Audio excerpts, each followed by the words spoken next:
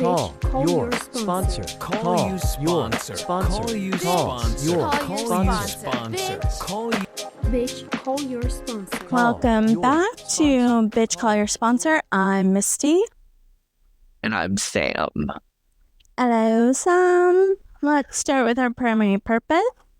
Our primary primary purpose is for is Misty for Mitt and Sam to grow their grow friendship, either maybe help to others. help others. Okay. The topic I have brought for us today is working your program at work. I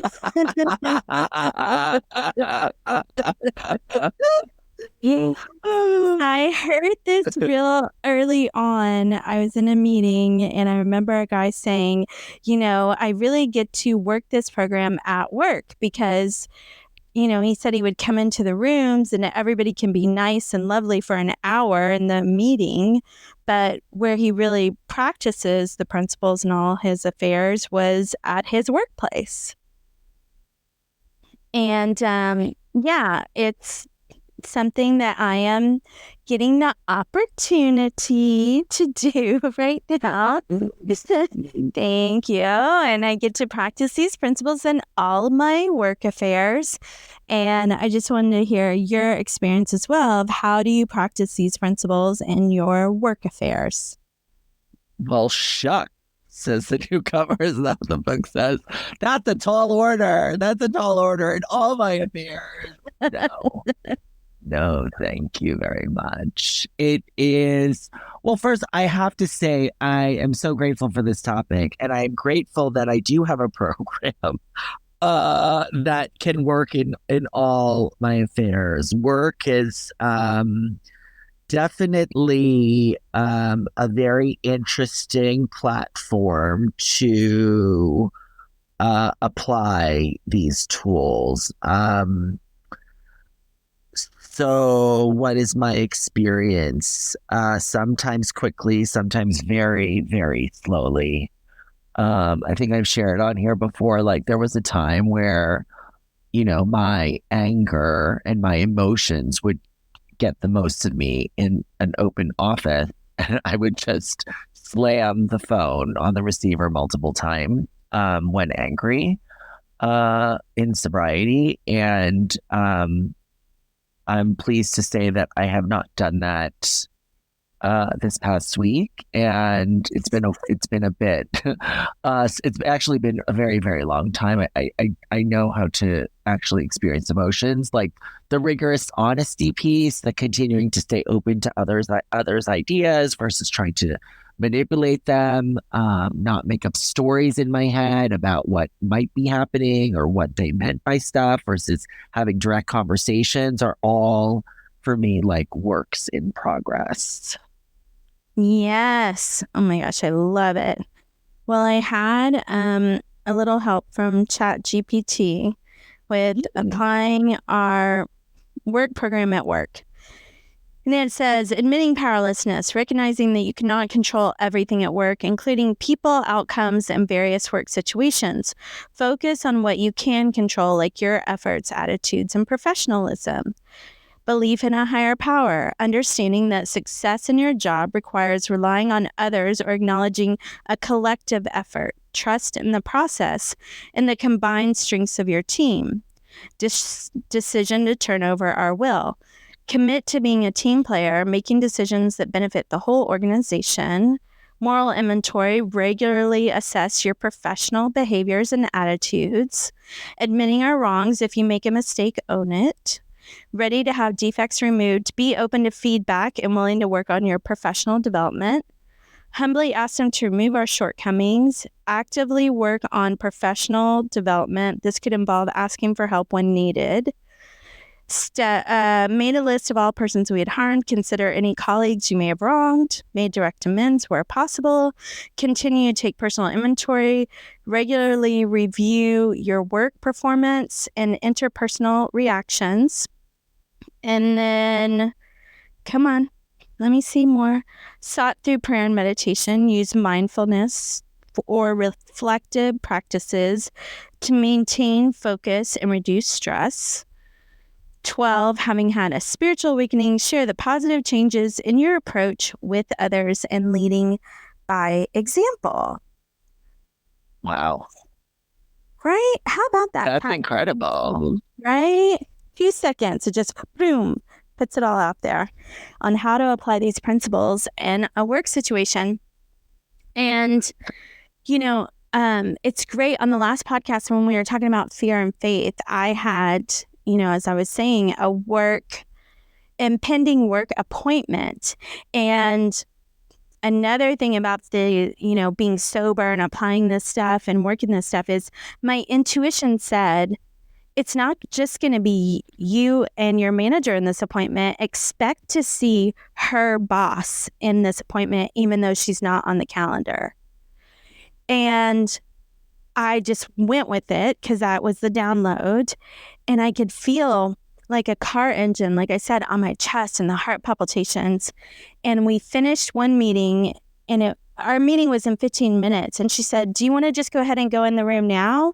And I said, no, I have some stuff, some emails to send. I'll meet you in there at the, appointed time, at the previously appointed time. And I went downstairs. We have a gym. And I went in the stall and I put my headphones on and I put on music and I danced in this bathroom stall to change the energy of this car engine feeling on my chest. Because I knew I was going to walk into that meeting being defensive, being scared, feeling like an animal inside, my den, and that people were trying to climb me out. And I was going to be scratching and clawing and fighting for my life. And that's how I'd gone into these situations before. And I wanted to do something different. And the only way I could think to change the energy was dance, move. This is so beautiful. Oh, good. Yay. I just want to give you the I don't want to wait too long for the ending, but I did go in and they said, thanks for coming to this meeting. That her manager was there, even though it wasn't on the thing. So I'm glad my intuition told me that. And they said, thanks for coming in. I said, sure, it's so close because it's 4 feet from my desk. And they laughed and I laughed and I just thought I did it. I broke doing this thing that I've done every single time before. I broke it right then and there by having a light, effervescent spirit about me and being able to make a joke and relax and sit down and have a conversation. And it went great. Okay. I love that you went to go dance in a stall. I think that is probably the first time I've heard that, because whenever I hear stall, at least in the room, it's like to pray, which, the good stalls were great to do lines and to pray, like in recovery. And so I love this moving thing. And what actually came up for me, it's interesting. I actually the thought crossed my mind about dancing, because I had a fear thing this week too, and I didn't dance. I didn't listen to that thought or that download, and I just hugged myself and whatever I did. But I am excited to try this dance-a-thon out. And then what also came to mind was Mr. Huberman said that I guess there's no scientific proof about, there was that like woman that did the power stance, the Wonder Woman Oh, stance. yeah. Yeah. And I guess he was like refuting. Oh my God, I can't even get it out of my mouth. He was denying that was even a thing through the lens. Oh, okay. Okay. And so I thought that was interesting. And I guess that's also just not my experience. Like, to move energy and to be able to show up different. I think, like, for me, I'm excited to try this because it's the difference between the body and the mind. And to be in my body versus then continuing to feed what's going on in my mind is an exciting concept. And I know that I'm going to be able to use it this week. Yeah. And what occurs to me is I was going around for a while going, none of this is real. None of this is real. And that really helped me. And this was like 6 or 7 years ago. And I would tell a girlfriend that we spoke every single day, and we'd get, talking about something that was happening at her job or my job, our relationship. And I would go, yeah, but none of this is real. And she was like, whoa.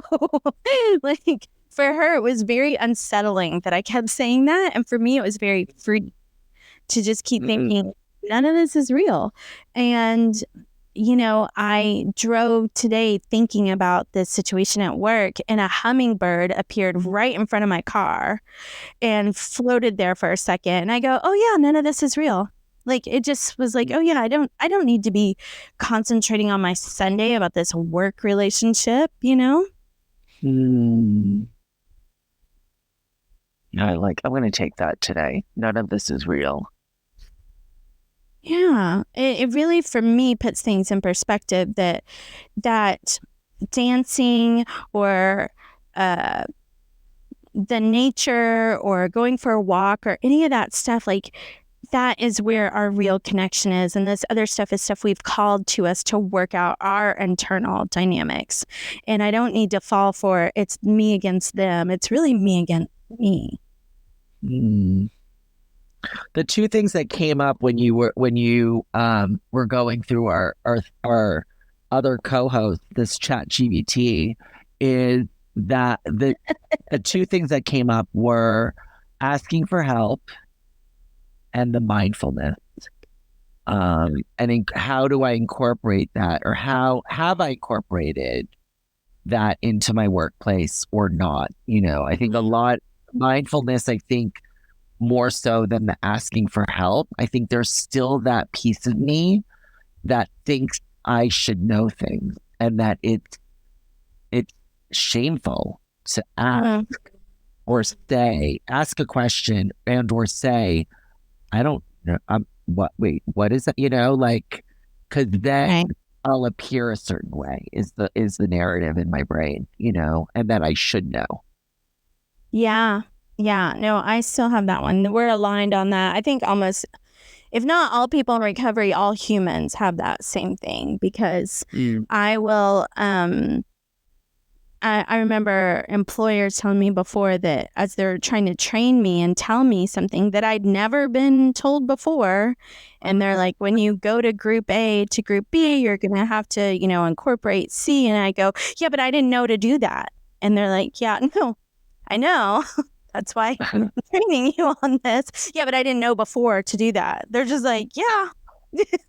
I mean, but that's how my little Misty is, like, so scared she's going to get in trouble for not knowing everything or what's going to happen, and has to defend herself and tell everybody, like, I didn't know to do that. And they're just like, that's what this is. Yeah, that's fascinating. I really identify with that. And it's like, yeah, that is so, and doing new things, it's like my solution of myself is to double down, and to not ask for help. Right. Yeah. So these are the two things. Movement and asking for help are the two things that I'm going to bring into my work week when I get there, and not today. I'm not working today, and so I don't need to deal with it today. I am working today a little bit. And, there was an email that was sent to me on Friday that was like so convoluted and backwards, and is going to take me digging up 7 emails from January and December to show why it's convoluted and messed up. And on Friday, instead of doing that and stopping everything in my tracks, I just said, I acknowledge this email. I will have to reply back at a later time with a thoughtful response. So before Monday morning, I need to have had this thoughtful response and dig all this stuff up. And I'm really having a hard time because, I do need to defend myself in this. It is misinformation that is being attributed to me, and it's incorrect, and I have all the emails to show it. but I also have to be very careful not to hurt people's ego and not to sound defensive. And, it's this really thin line of defending myself and not defending myself, Mm. Oh, the politics of the whole office landscape. I totally hear you. Yeah. It's exhausting. It's like, I just want to do my job, people. I understand that I apparently am doing it better, and you thought I was going to follow my ass and you were looking forward to that. But, this is the other thing too, Sam. I finally realized I've had a whole shift in this. I've prayed, I've done all this stuff, and basically it was like that set aside prayer where it's like, hey God, I've done this dance before, ironically, with this situation. They had different names and different faces on the players, and I would like to show up in a different way. So that's what happened with going in the stall and putting on the music and showing up in that meeting in a different way. But the other thing is my perspective has changed, where I realized as I was sitting there hunkering down with this response to this email that like, this person thought I was going to fail. And me knowing that, I pushed myself to over exceed anybody's expectations. And had this person from the very beginning just been on my side and been telling me what a great job I was doing, the project that they let me, fall on my face for, it would have been like, would have been okay. But because they expected so little of me, guess what? They're getting the stars and the moon and everything else. And it really helped me grow. And so I could thank this person for thinking so little of me and being completely against me. It's helped me. Wow, I love that. I had a coach one time that used to say that, my father was my Zen master, in the sense of like the pain and suffering that I had experienced from his indiscretion, from cheating, right? It basically was the thing that helped me grow the most. It was, it's whatever, Leonard Cohen or whoever, the crack is where the light comes through, right? Call your sponsor. Call your sponsor.